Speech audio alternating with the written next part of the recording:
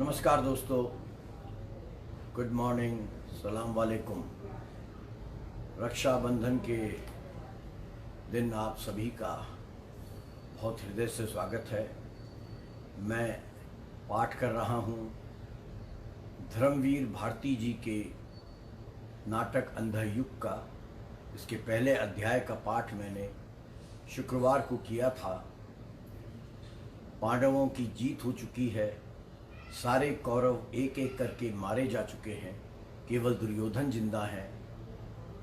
धृतराष्ट्र और गांधारी अपने महल में बहुत चिंतित बैठे हैं। उन तक समाचार नहीं पहुंच पा रहे हैं कि युद्ध में अंततः हुआ क्या है। संजय जो उनको सारे समाचार एक तटस्थ अंदाज में बताया करते थे, वो संजय युद्ध के मैदान से वापस नहीं आए हैं। धृतराष्ट्र और गांधारी के बीच में वार्तालाप हो रहा है। गांधारी कृष्ण को कोस रही हैं, जिनके चलते, जिनके छल, जिनके कपट के चलते सारे के सारे कौरव मारे जा चुके हैं और गांधारी की बहुएं विधवा हो चुकी है। यह आपने पहले पाठ में, पहले अध्याय में सुना। दूसरा अध्याय है पशु का उदय। अश्वत्थामा गुरु द्रोण के पुत्र, जिनके मरने की झूठी खबर देकर युधिष्ठिर ने गुरु द्रोण को इतना विगलित कर दिया कि उन्होंने शस्त्र त्याग दिए थे। वो अश्वत्थामा पागलों की तरह भटक रहा है, कुछ क्रोधित अवस्था में कि किस प्रकार छल पूर्वक अपने ही गुरु द्रोण को पांडवों ने मारा। साथ में संजय भटक रहे हैं, उनकी हिम्मत नहीं हो रही है वो हस्तिनापुर वापस जाएं और महाराज धृतराष्ट्र को और गांधारी को जो कुछ युद्ध में घटित हुआ उसका सच बताएं। पशु का उदय इन लोगों के मन में चल रहा मंथन है, व्याकुलता है, क्रोध है और साथ ही साथ इस बात की ग्लानि भी है कि वे अपने कर्तव्यों का इस युद्ध में सही निर्वहन नहीं कर पाए। पशु का हृदय शीर्षक अश्वत्थामा के लिए दिया गया है। अश्वत्थामा को चूंकि युधिष्ठिर ने युद्ध में यह कहकर अश्वत्थामा हतो हतो नर या कुंजर एक तरीके से पशु बना दिया था, वो अश्वत्थामा अब कह रहा है कि मैं पशु ही बनकर केवल और केवल हत्याएं किया करूंगा और अपने पिता की मृत्यु का बदला लूंगा। अंधयुग बहुत ही समसामयिक है आज के दौर में भी। वही सारे छल कपट हैं राजनीति में और राजपुरुषों के छल कपट। कोई किसी का सगा नहीं है, केवल और केवल सत्ता की भूख है जो इन्हें किसी भी स्तर तक नीचे गिरा सकती है। और सच तो ये कोई स्तर ही बाकी नहीं है। पूरी की पूरी राजनीति वर्तमान दौर में स्तरहीन हो चुकी है। तो आइए चलिए पाठ करते हैं अंधयुग के दूसरे भाग पशु के उदय का और साथ ही समझने का प्रयास करते हैं वर्तमान राजनीतिक हालातों को। कथा गायन हो रहा है। जब पर्दा उठता है, सबसे पहले परंपरा रही है कथा गायन की, पार्श्व गायन की, वहीं से मैं शुरुआत कर रहा हूं। संजय तटस्थ दृष्टा शब्दों का शिल्पी है, पर वह भी भटक गया असमंजस के वन में। दायुत्व गहन भाषा अपूर्ण, श्रोता अंधे, पर सत्य वही देगा उनको संकट हर क्षण में। वह संजय भी इस मोह निशा से घिरकर है भटक रहा, जाने किस कंटक पथ पर। संजय मंच में प्रवेश करते हैं। एक योद्धा वहां पर कोने में मुंह छिपाकर बैठा है, जिसे संजय देख नहीं पाते। संजय कहते हैं, भटक गया हूं मैं जाने किस कंटक वन में। पता नहीं कितनी दूर हस्तिनापुर है, कैसे पहुंचूंगा मैं। जाकर कहूंगा क्या इस लज्जाजनक पराजय के बाद भी क्यों जीवित बचा हूं मैं। कैसे कहूं मैं कमी नहीं शब्दों की आज भी। मैंने ही उनको बताया है युद्ध में घटा जो। लेकिन आज अंतिम पराजय के अनुभव ने जैसे प्रकृति ही बदल दी है सत्य की। आज कैसे वही शब्द वाहक बनेंगे इस नूतन अनुभूति के। सहसा जाग कर वो योद्धा जो कोने में छिपकर बैठा है पुकारता है, संजय किसने पुकारा मुझे? प्रेतों की ध्वनि है या मेरा भ्रमी है? ये योद्धा कृतवर्मा है। वे कहते हैं, डरो मत, मैं हूं कृतवर्मा, जीवित हो संजय तुम। पांडव योद्धाओं ने छोड़ दिया जीवित तुम्हें। जीवित हूं आज, जब कोसों तक फैली हुई धरती को पाट दिया अर्जुन ने। भूलंठित कौरव कबंधों से शेष नहीं रहा एक भी। जीवित कौरव वीर सात्विकी ने मेरे भी वध को उठाया अस्त्र। अच्छा था मैं भी यदि आज नहीं बचता शेष, किंतु कहा व्यास ने मरेगा नहीं, संजय अवध्य है। कैसा यह शाप मुझे व्यास ने दिया है, अनजाने में हर संकट युद्ध महाविनाश प्रलय विपलों के बावजूद शेष बचोगे तुम संजय सत्य कहनों के। अंधों से किंतु कैसे कहूँगा हाय, सात्विकी के उठे हुए अस्त्र के चमकदार ठंडे लोहे के स्पर्श में मृत्यु को इतने निकट जाना मेरे लिए यह बिल्कुल ही नया अनुभव था। जैसे तेज बाण किसी कोमल मृणाल को ऊपर से नीचे तक चीर जाए। चरम त्रास के उस बेहद गहरे क्षण में कोई मेरी सारी अनुभूतियों को चीर गया। कैसे दे पाऊंगा मैं संपूर्ण सत्य उन्हें विकृत अनुभूति से। कृतवर्मा, धैर्य करो संजय, क्योंकि तुमको ही जाकर बतानी है दोनों को पराजय दुर्योधन की। कैसे बताऊंगा वह जो सम्राटों का अधिपति था, खाली पांव नंगे पांव रक्त सते फटे हुए वस्त्रों में टूटे रथ के समीप खड़ा था निहत्ता हो। अश्रु भरे नेत्रों से उसने मुझे देखा और माथा झुका लिया। कैसे कहूंगा मैं जाकर उन दोनों से, कैसे कहूंगा। इतना कहते हुए संजय मंच से चले जाते हैं।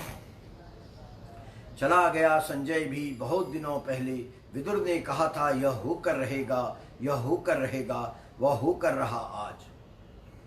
नेपथ्य में कोई पुकारता है, अश्वत्थामा। कृपाचार्य, यह तो आवाज है बूढ़े कृपाचार्य की।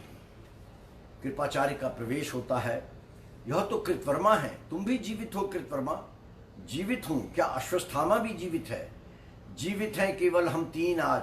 रथ से उतरकर जब राजा दुर्योधन ने नतमस्तक होकर पराजय स्वीकार की, अश्वत्थामा ने यह देखा और उसी समय उसने मरोड़ दिया अपना धनुष। आर्तनाद करता हुआ वन की ओर चला गया था अश्वत्थामा। अश्वत्थामा मंच में प्रकट होते हैं। यह अश्वत्थामा कह रहे हैं, यह मेरा धनुष है, धनुष अश्वत्थामा का, जिसकी प्रतिंचना खुद द्रोण ने चढ़ाई थी।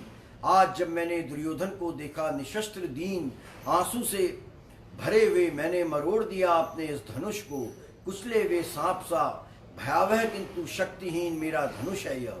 जैसा है मेरा मन, किसके बल पर लूंगा मैं अब प्रतिशोध पिता की निर्मम हत्या की। वन में भयानक, इस वन में भी भूल नहीं पाता हूं मैं। कैसे सुनकर युधिष्ठिर की घोषणा कि अश्वत्थामा मारा गया।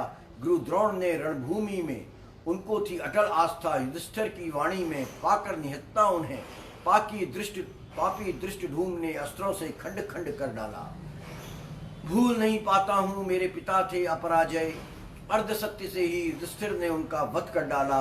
उस दिन से मेरे अंदर भी जो शुभ था, कोमलतम था, उसकी भ्रूण हत्या युधिष्ठिर के अर्ध सत्य ने कर दी। धर्मराज होकर वे बोले, नर या कुंजर, मानव को पशु से उन्होंने पृथक नहीं किया। उस दिन से मैं हूँ पशु मात्र, अंध बर्बर पशु। किंतु आज मैं भी एक अंधी गुफा में हूँ भटक गया, गुफा यह पराजय की। दुर्योधन सुनो, दुर्योधन सुनो, द्रोण सुनो, मैं यह तुम्हारा अश्वत्थामा, कायर अश्वत्थामा, शेष हूँ अभी तक। जैसे रोगी मुर्दे के मुख में शेष रहता है गंदा कफ, बासी थूक, शेष हूँ अभी तक मैं। आत्मघात कर लूं, इस नपुंसक अस्तित्व से छुटकारा पाकर यदि मुझे पिछली नरकाग्नि में उबलना पड़े तो भी शायद इतनी यातना नहीं होगी। किंतु नहीं, जीवित रहूंगा मैं अंधे बर्बर पशु सा। वाणी हो सत्य धर्मराज की, मेरी इस पसली के नीचे दो पंजे उगाएं, मेरी ये पुतलियां बिन दांतों के चोट खाएं, पाएं जिसे वध, केवल वध अंतिम अर्थ बने मेरे अस्तित्व का। किसी के आने की आहट होती है। अश्वत्थामा कहता है, आता है कोई, शायद पांडव योद्धा है। आहा, अकेला निहत्ता है, पीछे से छिपकर इस पर वार करूंगा। इन भूखे हाथों से धनुष मरोड़ा है, गर्दन मरोड़ूंगा, छिप जाऊं इस झाड़ी के पीछे। मंच में संजय का प्रवेश होता है। संजय कहते हैं, फिर भी रहूंगा शेष, फिर भी रहूंगा शेष, फिर भी रहूंगा शेष। सत्य कितना कटु हो, कटु से यदि कटुतर हो, कटुतर से कटुतम हो, फिर भी कहूंगा मैं केवल सत्य, केवल सत्य, केवल सत्य है अंतिम अर्थ मेरे। आह! अश्वत्थामा का आक्रमण संजय पर। अश्वत्थामा, इसी तरह मेरे भूखे पंजे जाकर दबोचेंगे वह गला युधिष्ठिर का जिसमें से निकला था अश्वत्थामा हतोहतः। कृतवर्मा और कृपाचार्य प्रवेश करते हैं। कृतवर्मा चीख कर कहते हैं, छोड़ो अश्वत्थामा, संजय है वह, कोई पांडव नहीं। केवल वध, केवल वध, केवल वध। कृतवर्मा, पीछे से पकड़ो, कस लो अश्वत्थामा को, वध लेकिन शत्रु का। कैसे योद्धा हो अश्वत्थामा, संजय अवध है, तटस्थ है। अश्वत्थामा कहता है, तटस्थ? मातुल, मैं योद्धा नहीं हूं, बर्बर पशु हूं। यह तटस्थ शब्द है मेरे लिए अर्थहीन। सुन लो यह घोषणा इस अंधे बर्बर पशु की, पक्ष में नहीं है जो मेरे, पक्ष में नहीं है जो मेरे, वह शत्रु है। आज के काल में देखिए, जो भी आज वर्तमान सत्ता प्रतिष्ठान के साथ नहीं है, वह शत्रु है।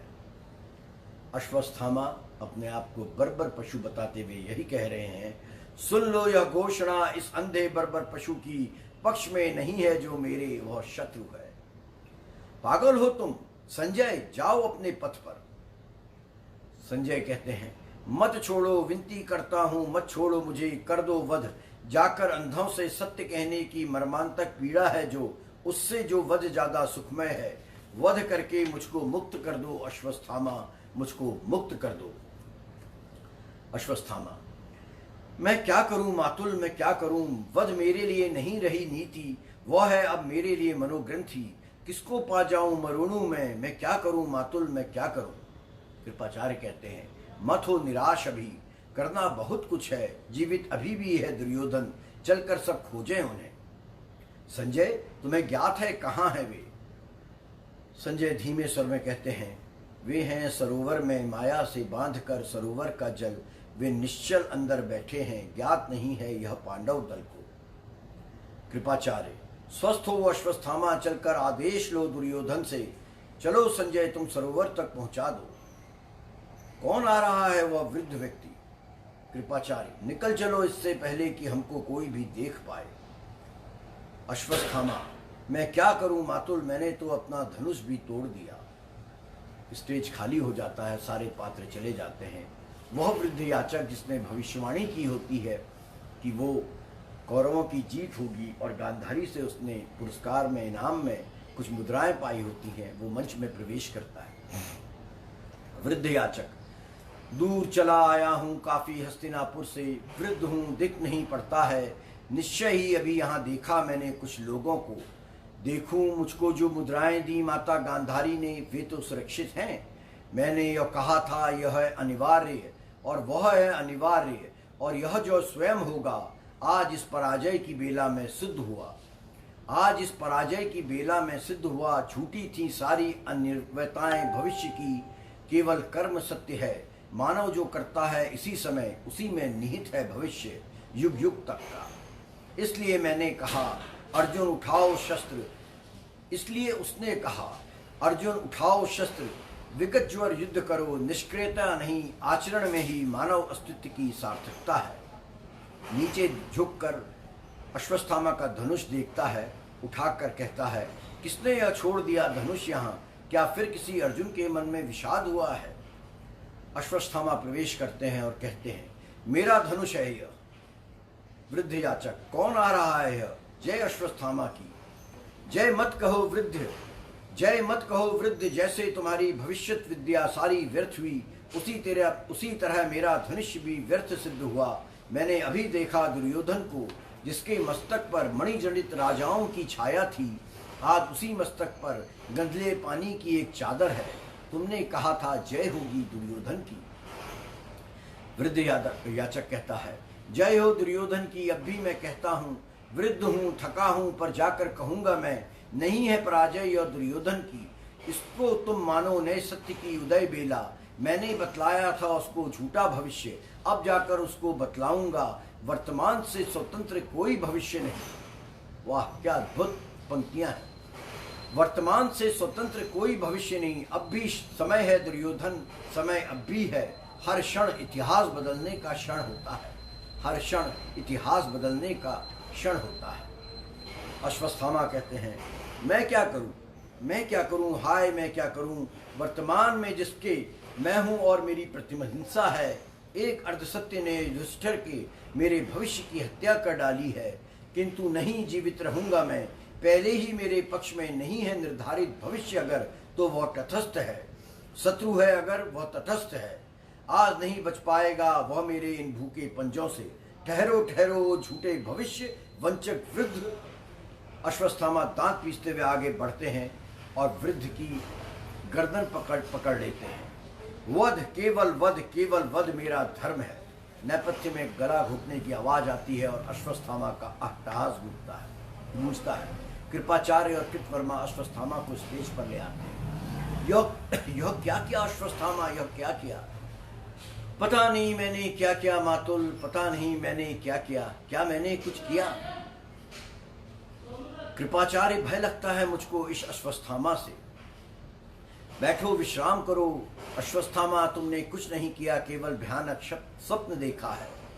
मैं क्या करूं मातुल, वध मेरे लिए नहीं नीति है, वह है अब मनोग्रंथि। इस वध के बाद मांसपेशियों का सब तनाव, कहते क्या इसी को है अनासक्ति। अश्वत्थामा को कृपाचार्य लेटा देते हैं। सो जाओ, कहा है दुर्योधन ने, जाकर विश्राम करो। कल देखेंगे हम पांडव गण क्या करते हैं। करवट बदल के तुम सो जाओ। अश्वत्थामा सो जाता है। कृतवर्मा व्यंग से कहते हैं, सो गया, इसलिए शेष बचे हैं हम इस युद्ध में। हम जो योद्धा थे अब लुक छिप कर बूढ़े नियतों का करेंगे वध। कृपाचार्य, शांत रहो कृतवर्मा, योद्धा नामधारियों में किसने क्या नहीं किया अब तक। द्रोण थे बूढ़े नियस्ते, पर छोड़ दिया क्या उनको दुष्ट धम ने, या क्या हमने छोड़ा अभिमन्यु को। यद्यपि वो बिल्कुल निहत्ता था, अकेला था, 7 महारथियों ने उसको मार डाला। मैंने नहीं मारा उसे। अश्वत्थामा उठ जाता है। मैंने नहीं मारा उसे, मैं तो चाहता था वध करना भविष्य का। पता नहीं कैसे वह बूढ़ा मरा पाया गया। मैंने नहीं मारा मातुल, विश्वास करो। मैंने नहीं मारा मातुल, मेरा विश्वास करो। अश्वत्थामा, जिसको सोया हुआ मान रहे थे, वो फिर जगकर प्रलाप करने लगता है। कृपाचार्य कहते हैं, सो जाओ कृतवर्मा, सो जाओ। पहरा मैं देता हूं आज दिन भर। नेपथ्य से फिर आवाज आती है, जिस तरह बाढ़ के बाद उतरती गंगा तट पर तज आती विकृति शव अतखाया, वैसे ही तट पर तज अश्वत्थामा को इतिहासों ने खुद नया मोड़ अपनाया। वह छटी हुई आत्माओं की रात, यह भटकी हुई आत्माओं की रात, यह टूटी हुई आत्माओं की रात। इस रात विजय में मदनोन्मत पांडवगण, इस रात विजय में मदनोन्मत पांडवगण, इस रात विवश छिप कर बैठा दुर्योधन।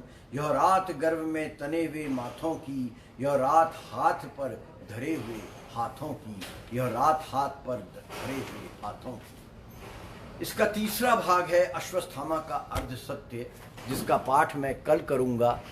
तब तक के लिए आप लोगों से विदा लेता हूं, इस उम्मीद के साथ कि अंधा युग को वर्तमान संदर्भों में देखने का प्रयास कीजिएगा। आज के इस पाठ में मुझे जो सबसे अधिक वर्तमान के परिदृश्य में बात नज़र आती है, वर्तमान के परिदृश्य में जो बात नज़र आती है वह है जो मेरे साथ नहीं वो मेरा शत्रु है।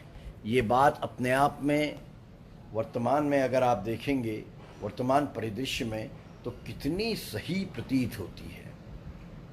जो मेरा साथ नहीं है वो मेरा शत्रु है। ये अपने आप में एक प्रकार की पशुता है। इसको समझने का प्रयास कीजिएगा। रक्षाबंधन की पुनः सबको बहुत बहुत बधाई। धन्यवाद।